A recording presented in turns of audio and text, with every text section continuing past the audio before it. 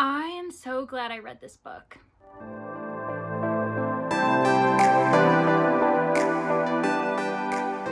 Hey everyone, it's Leandra from Leandra the TBR Zero. I decided to continue doing vlogs for February, and this vlog specifically is for Polarthon. It is the readathon that's a week long, and it's hosted by Jade from JD Ray Reads, and I will make sure to put a link in the description like I did in my February TBR video so that you can go check it out. Now, by the time this video is up, Polarthon will be over. However, it's never too late to participate in reading polar fantasy reads or middle grade reads or anything else like that, because it's still cold outside. So if you want to join the fun, even though the readathon's over, I think you still can, and you should put a bookmark in it so that you know to join next year, because I will 100% be doing this readathon again. I only ended up reading 2 books for Polarthon just because my schedule was super hectic and I really didn't even get to get going on my reads until Friday. So I only have 2 books for this vlog, but they ended up being so fun anyways. The first book that is on my Polarthon vlog is going to be The Bone Spindle. Now, I read this because the first prompt for the Explorers team was an adventure, and I'm not going to give anything away, except I'm just going to let you know that this is definitely an adventure, and it's also a series. This is just book 1, and apparently book 2 is on the way at some point, but this book was just published this January, so it's a brand new read. So this is to come, and you guys should really wait and see what I say about it. Now, the second book that I read for Polarthon was Frostheart by Jamie Littler, and this lighting is horrible, so I'm just gonna put it close to the screen. This book was highly recommended to everyone by Gavin from How to Train Your Gavin, who is also a booktuber and a very big advocate for the middle grade reading community. Now, for Frostheart, this one covered every other prompt that was for Polarthon. I probably cheated on that kind of way of thinking, but it's got the cold word, which is frost. It has the foil cover, it has icy magic, and it has a polar fantasy genre focus. So I read this book to basically cover me for the entirety of Polarthon along with The Bone Spindle, and I can't wait for you guys to check out what I think as I go along. Now, before we get into the vlog, if you are already interested in my content, please make sure you like this video and give us a subscribe so that when I have vlogs in the future, you can join in on the fun. Okay, bye, enjoy!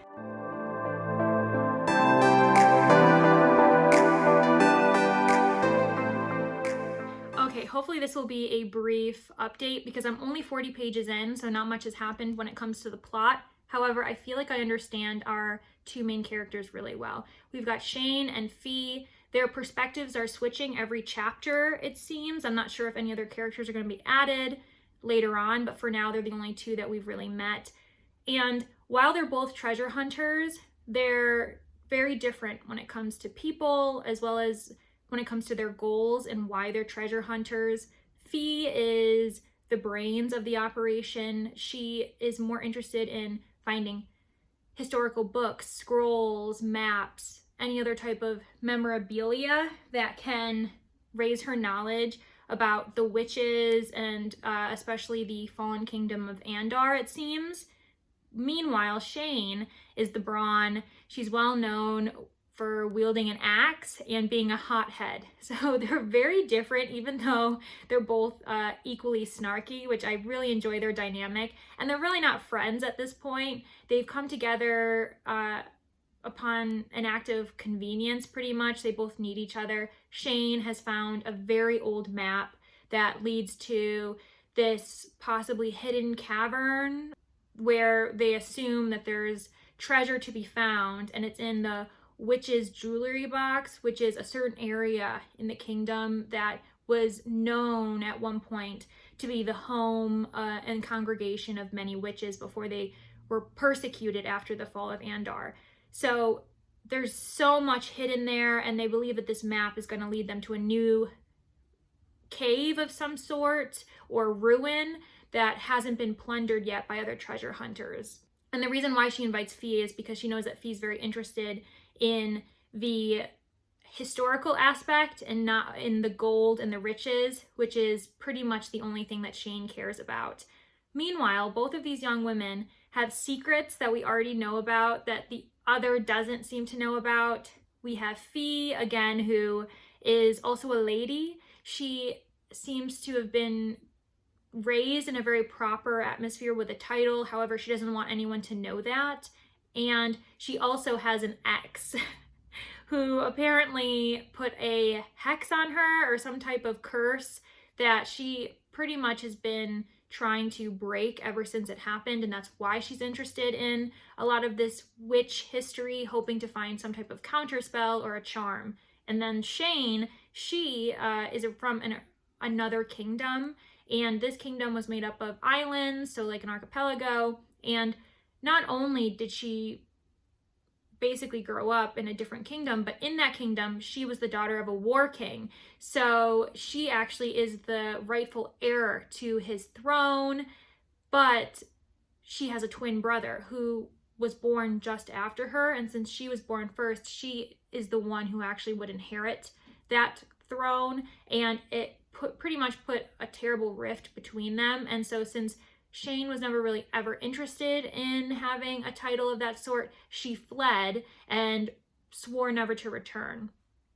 So both of these young women have their own type of situations to deal with, and they're currently in the ruin. They followed the map, and now it seems as if they're going through a number of like riddles and traps that they have to basically survive, because they don't even know what they're trying to get to yet. They don't know what the treasure is, but obviously it's being protected quite rigorously because they've already gone through one harrowing step, and now the chapter I was reading just ended on Fee breaking a tripwire. So who knows what's happening. I am really looking forward to keep going. So I'll give you guys another update soon. Bye!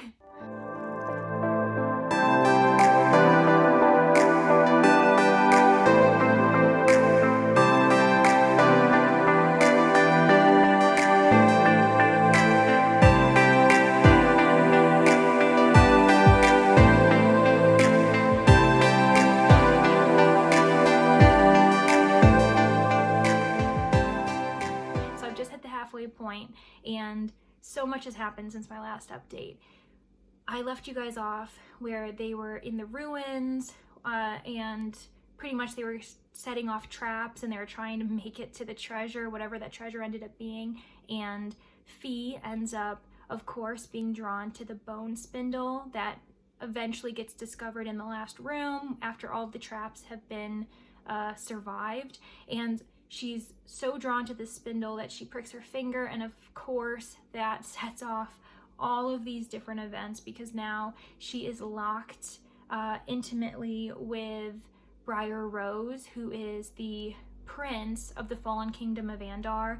And one thing that's crazy about it though is that after she pricks her finger, she's then finding herself seeing an apparition of Briar Rose, the prince. So they're trying to figure that out and trying to get to know each other, and it's actually a really sweet romance. It's a bit of a slow burn, especially since Fee is very resistant to the idea because she has enough things to deal with, let alone this destiny in which an entire kingdom is on her shoulders, and on top of that, hopefully the end of persecuting all witches, which is something that's happening in this world right now. So much is happening that she has to deal with that. But on top of that, she has her own curse thanks to an ex who obviously wronged her so horribly. So she's like, I'm not ready to get back into love again.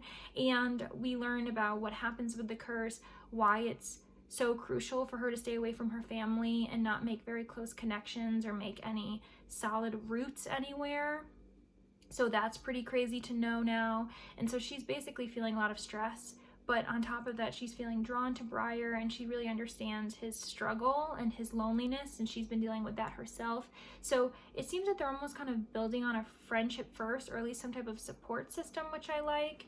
And then that's not the only romance we're getting, though. And actually, I think I may be more invested in this next romance, even though it's had less pages dedicated to it, in my opinion. But Shane, she is also dealing with this kind of strange, dangerous romance with a mysterious young woman named Red, who they're pretty sure is a witch. I'm pretty sure she's a witch too, but we don't really know what kind of witch she is. We don't know if she's a gray character or what's happening.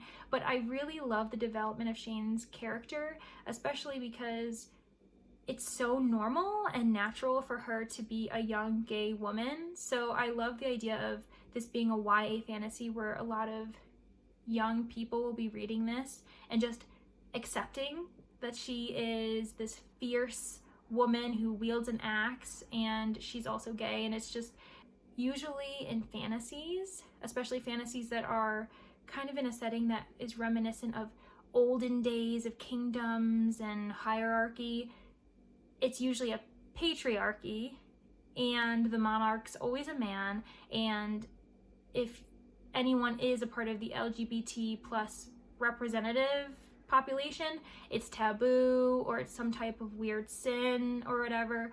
Whereas we have Shane, who was the rightful heir just because she was the firstborn as a woman, and in the kingdom that she had, ran away from, they performed arranged marriages, and they just automatically arranged her to have a future queen by her side.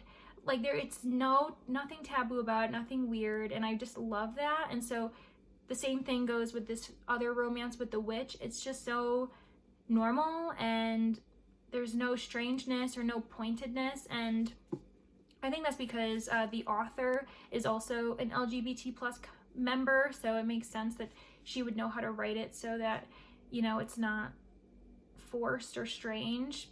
I don't know, maybe I'm going too much into that, but I really like how normal it is, and I love Shane as a character, so I really want her to get with Red, especially since her own history has had her also been burned before, because in the arranged marriage that she was gonna have,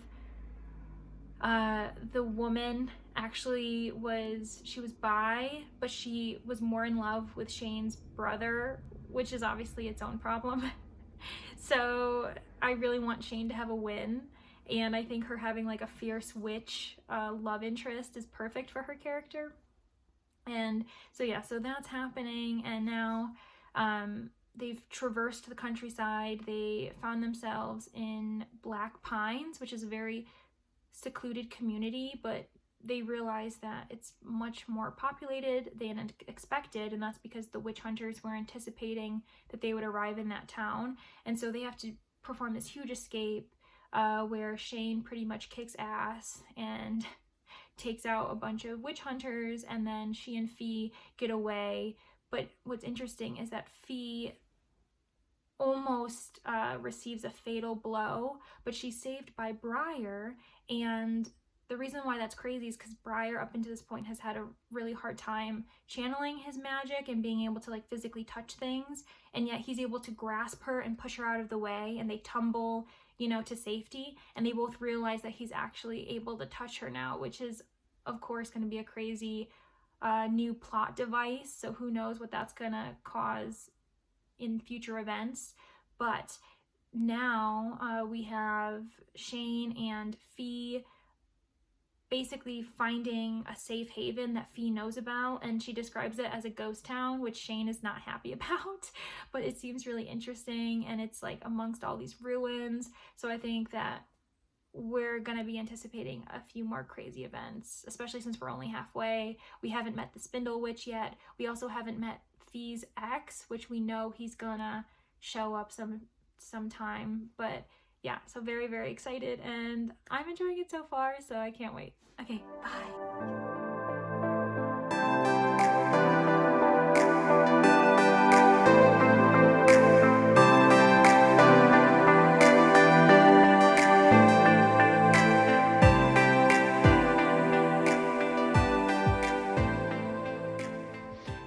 morning. I just finished The Bone Spindle and I had the best time reading this book.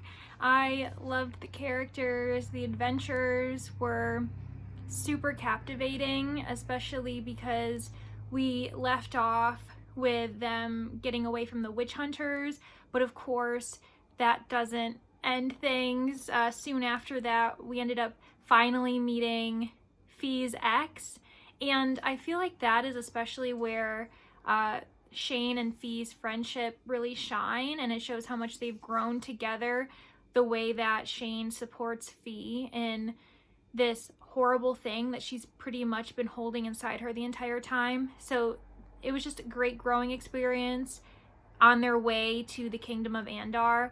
And while the ending wasn't exactly what I expected, first of all, I'm always so clueless when it comes to whether a book's going to be a series or not, because of course this book did end on with a few loose ends. The Spindle Witch is still kind of a mysterious figure because this book is a series, and I didn't realize that this was the start of a new series. With that said, I am 100% going to be reading book 2 when it finally comes out, because I'm so invested in these two characters, and I think that Leslie Vedder is an author who I 100% could follow throughout her career, since I'm not really a YA person, nor am I a big fantasy person, but I love Leslie Vedder's writing, and she makes me enjoy both YA and fantasy genres. So yeah, I'm definitely going to be reading more of her in the future, and I ended up giving this book 4 stars because it was just really fun, and yeah, not too many complaints about this book at all. So on to book 2. Bye!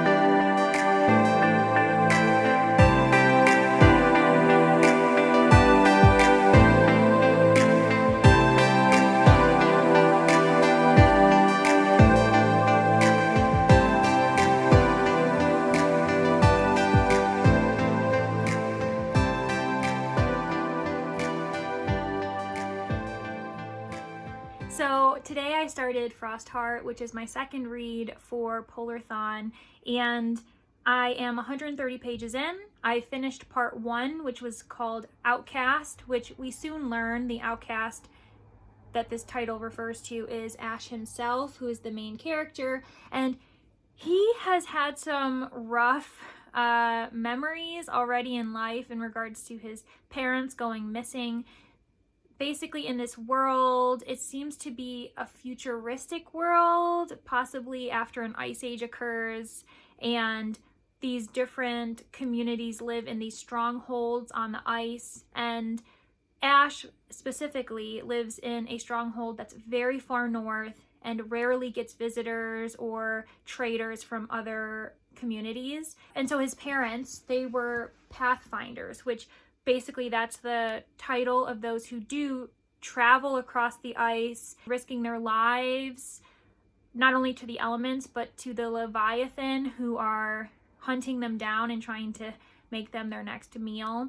And his parents go missing when he's very young, and so he's pretty much been an orphan, and he's had to be passed around from different homes. And the reason why he keeps getting passed around is because everyone suspects that he's a song weaver. In this community, they are completely against any type of singing, at the risk of someone becoming or being found out as a song weaver. And that's because if you are a song weaver, that means you can sing and communicate and understand the songs of the Leviathan on the ice. And it sounds like there's been some pretty bad past events, possibly a song weaver who allowed the Leviathan to control them and help the Leviathan pretty much devastate a stronghold that no longer exists. So Ash has pretty much been told never to sing, to fight his urges, and one day he can't fight it anymore because there are pathfinders on their way to Fyra, or Fira, the name of the stronghold that he lives at, and they're being chased by hurdlers who are a type of Leviathan, and the only way that they can be saved is if he does sing to the Leviathan and tell them to stop their attack. So he does this, but it does out him as a song weaver. So the entire community outcasts him, even though he saved the lives of this Pathfinder ship that we end up discovering is the Frostheart. And so he and his guardian at the time, which was a Yeti who has also experienced exile before and was pretty much welcomed into the Fyra community, they both, because the Yeti named Tobu defends him, are sentenced to exile. And so to try to make the situation better, especially since Ash does not predict that he can survive, even though Tobu has pretty much said that he will do anything he can to help both of them survive, Ash decides instead to become a new crew member on the Frostheart. And unfortunately, he did not bring Tobu along. I don't know if this was because he thought that at least Tobu doesn't have to leave yet another stronghold and maybe he can stay with the Fyra community. But Ash does join the Frostheart crew, and that's where we've left off for part 2, which is called Pathfinder. So obviously we're in our second part of the journey. The adventure has just started, and I'm predicting that we haven't seen the last of Tobu just because he's right there. So it's totally going to be some type of plot device where maybe he finds himself on the ship and they weren't expecting him to be there, or he treks on the ice and happens upon the Frostheart later in the book. But I'm really enjoying it so far, and I just can't wait to keep reading, especially because not only is the story so well done and the characters are so endearing, specifically Ash, the illustrations are gorgeous. They are just so intricate, and like, look at this one right here that like covers 2 pages. I'm just in love so far, and the illustrations are all done by Jamie Littler himself, so he's also the author and the illustrator. So I'm really pumped, and I can't wait to give you guys another update. So yeah, bye!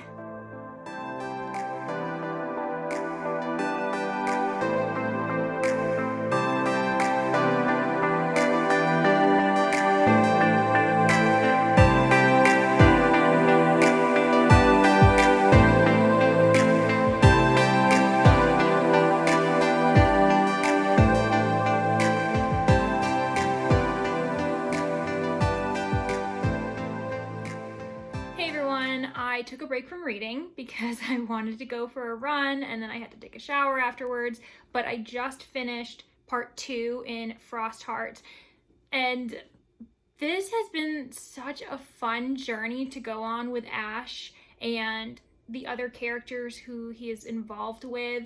Predominantly, this section occurs on the actual ship, the Frostheart. They do take different stops, but it's mostly about his interactions with the crew and how they might help him find Solstice, which we've learned is pretty much the place where he thinks the Songweavers gather, where he thinks his parents might be. And that's been a really fun journey because it's reminding me of, you know, mysteries that I like to read where there's some type of riddle and you're slowly piecing together different words to figure out what the meaning actually is, or at least what the writer of that riddle actually meant for the meaning to be. So that's been great, and I just really appreciate the characters' relationships, particularly Ash's relationship with Tobu, the very cold and well, the thing is, he's just rough around the edges, I think I would say. He's a Yeti who has been Ash's guardian for quite some time, and they haven't really gotten along, mainly because Tobu is all about structure and Ash is all about breaking rules and finding freedom where he can. And so they've been butting heads, but on this trip with the Frostheart crew, they've actually become pretty close, which has been so sweet, especially since Ash is realizing that Tobu has genuinely only meant the best for him. Even if they have misunderstood each other, the intentions were good, and so now they're finally beginning to understand each other. I love that Ash has a friend who is pretty awesome. She's so adventurous and crazy. I can tell there's some type of insecurity that hasn't been revealed yet though, and I think that it has to do with her own legacy as a drifter, and the character I'm talking about is Luna.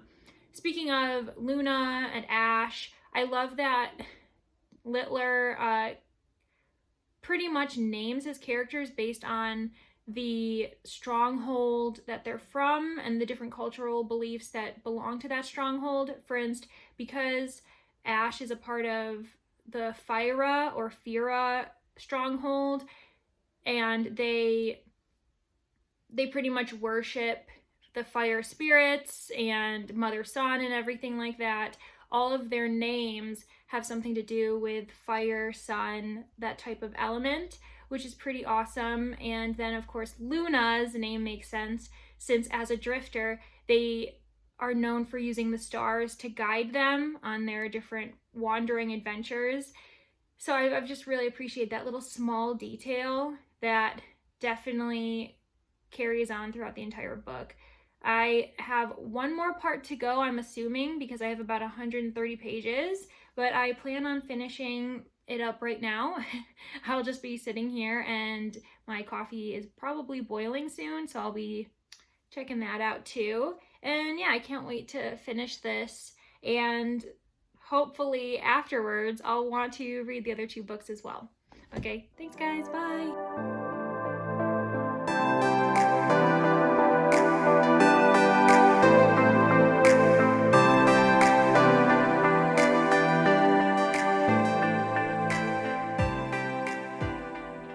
Just finished Frostheart, and I am so glad I read this book.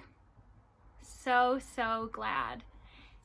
The character development for Ash specifically is just so brilliant, and he's so lovable as a person, especially since all he wants is to find a home, and he finds it on the Frostheart with the most unusual characters who are all unique in their own way. It's just, you can't help but be captivated and invested in not only him, but yeah, the entire world, the different strongholds, their different belief systems. It was just, it's so in-depth, and that just shows how brilliant middle grade reads can be. And I think that they usually get a really bad rap because we think that you should only read it if you are, say, ages 9 to 13 or something like that. But the amount of work that this book must have been for the author, not only to come up with the drawings, but to have them coordinate with such a complicated storyline that's meant to also be digestible for young readers, is just amazing. I think that middle grade reads are probably the hardest reads to even write, and this book is just the beginning. I believe that there's 2 more books to go in this series, and I'm already itching to go buy them. This was great. It's a 5-star read for me, and I really can't wait to keep following these characters on their journey through the Snow Sea.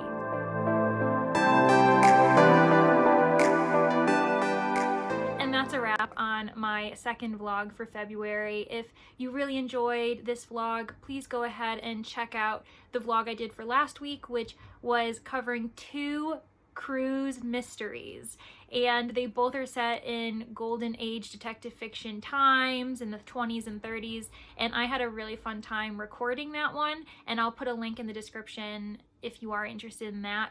But really, I think hopefully my own reactions to these books have encouraged you guys to add both of these books to your TBR.